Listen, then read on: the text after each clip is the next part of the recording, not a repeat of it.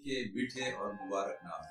आप सब लोगों को आज इस दिन जो कि 24 अगस्त 2025 है और इस दिन को पूरे मसीह जगत में सेंट बरतुल्मै डे यानी संत बरतुल्मै के दिन के रूप में याद किया जाता है। और इस बरतुल्मै यानी जिसका की जिक्र बाइबल में नथानिएल के रूप में है, इसका जिक्र पाया जाता है यूहन्ना रचित सुसमाचार और उसके पहले अध्याय के 43 पद से लेकर और 51 पद तक। यूहन्ना रचित सुसमाचार पहला अध्याय 43 से लेकर और 51 पद तक। मैं ये पूरा हिस्सा पढ़ नहीं रहा हूँ, लेकिन कहीं कहीं से बताऊंगा, तो आप अपनी बाइबल यदि आपके पास है खोल के आप इसको देखिए और इसको आप पढ़िए। तो यहाँ पर नथानिएल, जिसको अंग्रेजी में नथानिएल लेकिन हमारी हिंदी में नथानिएल के नाम से जाना जाता है, इस व्यक्ति का नाम जो दूसरा नाम है वो बरतुल्मै है, क्योंकि मत्ती रचित सुसमाचार के 10वें अध्याय के 3 पद में इसी का नाम बरतुल्मै बताया गया है।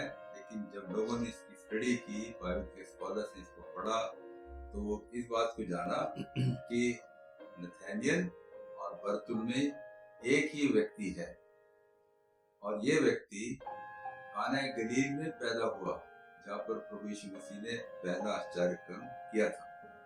इस व्यक्ति के बारे में, संत बरतुल्मै के बारे में, सेंट बरतुल्मै के विषय में हम लोग इस हिस्से में पढ़ते हैं कि प्रभु यीशु मसीह से उसकी मुलाकात जो हुई है वो यीशु मसीह के एक और चेहरे से, जो कि यूनानी बैकग्राउंड का व्यक्ति है, ग्रीक बैकग्राउंड का व्यक्ति है, उसके थ्रू नथानिएल की मुलाकात प्रभु यीशु मसीह से हुई।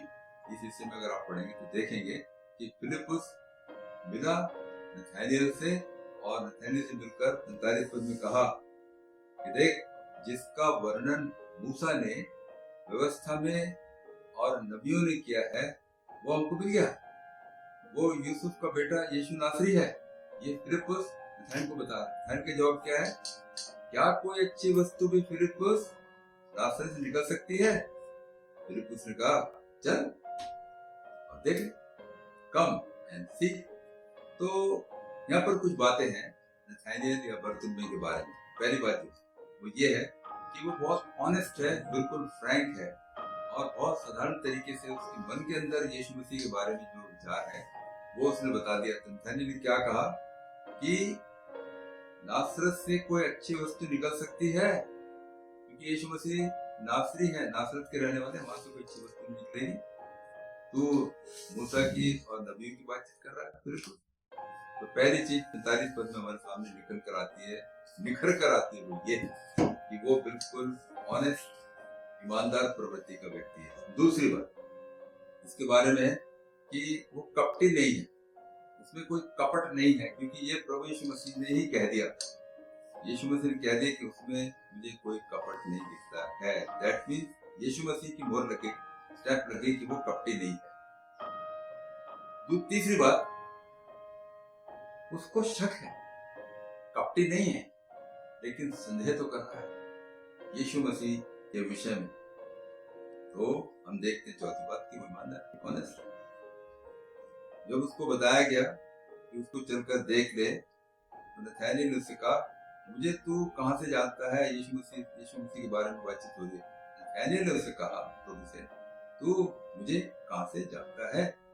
यीशु ने उसको उत्तर दिया, इससे पहले कि फिलिपुस ने तुझे बुलाया, जब तू अंजीर के पेड़ के तले था, तब मैंने तुझे देखा था।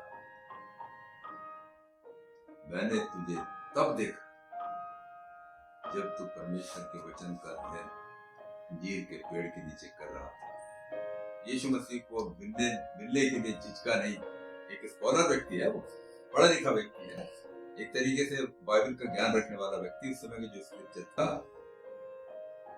जांच पड़ताल करने वाला व्यक्ति, स्टडी करने वाला व्यक्ति है। क्योंकि उस समय में जो भी कोई व्यक्ति अगर अंजीर के पेड़ के नीचे बैठकर कुछ पढ़ रहा है तो ये माना जाता था कि वो कुछ पढ़ाई गहन अध्ययन कर रहा है। तो गहन अध्ययन करने वाला व्यक्ति जांच पड़ताल करता है। तो जांच पड़ताल उसने अच्छे से की और उसने ये पाया कि क्या नासरत से कोई अच्छी वस्तु निकल सकती है, नहीं निकल सकती। लेकिन अब प्रभु यीशु मसीह से मुलाकात हुई, यीशु मसीह से जो बातचीत कर रहे हैं, तो नथानिएल ने उसको उत्तर दिया।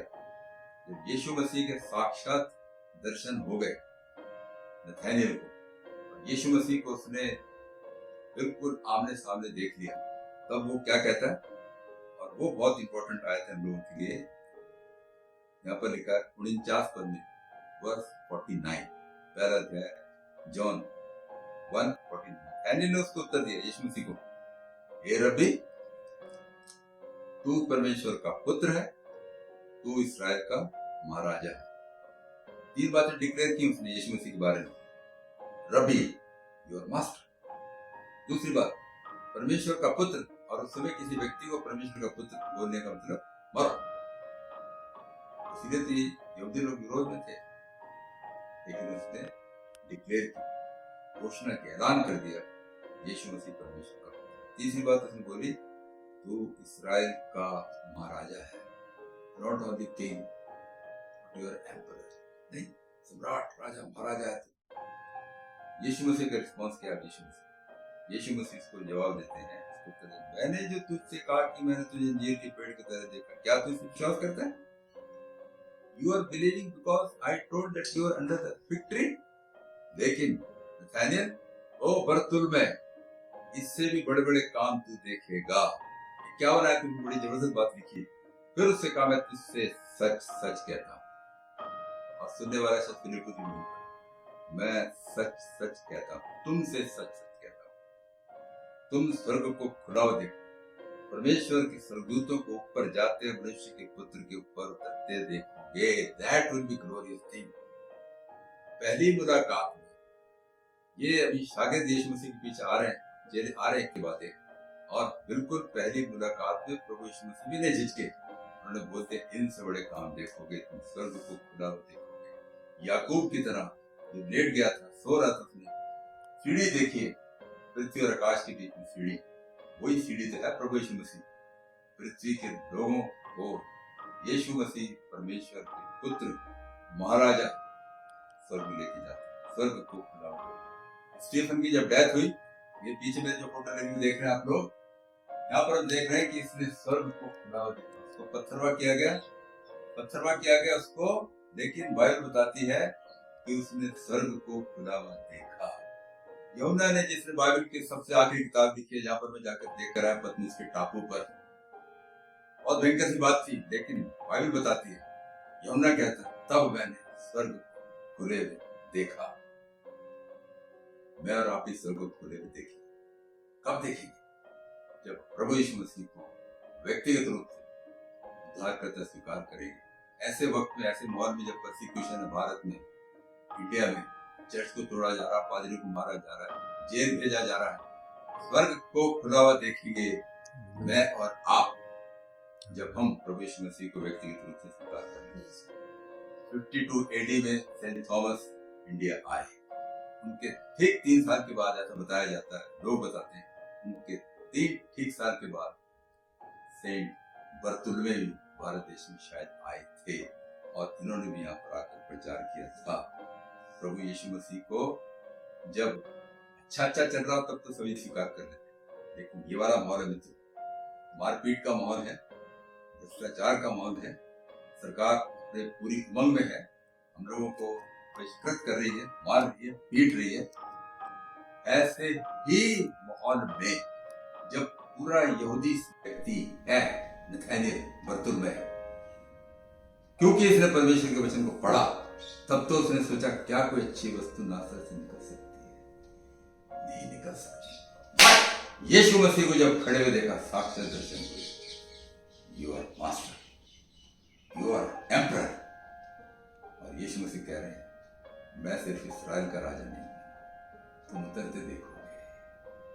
तो यीशु मसीह पूरी दुनिया के बादशाह हैं, बादशाहों के बादशाह हैं, और इन बादशाहों के बादशाह यीशु मसीह को 24 अगस्त डे ऑफ बरतुल्मै के दिन आप और मैं स्वीकार कर लें और उसके पीछे चले। प्रभु आपको आशीष दे। गॉड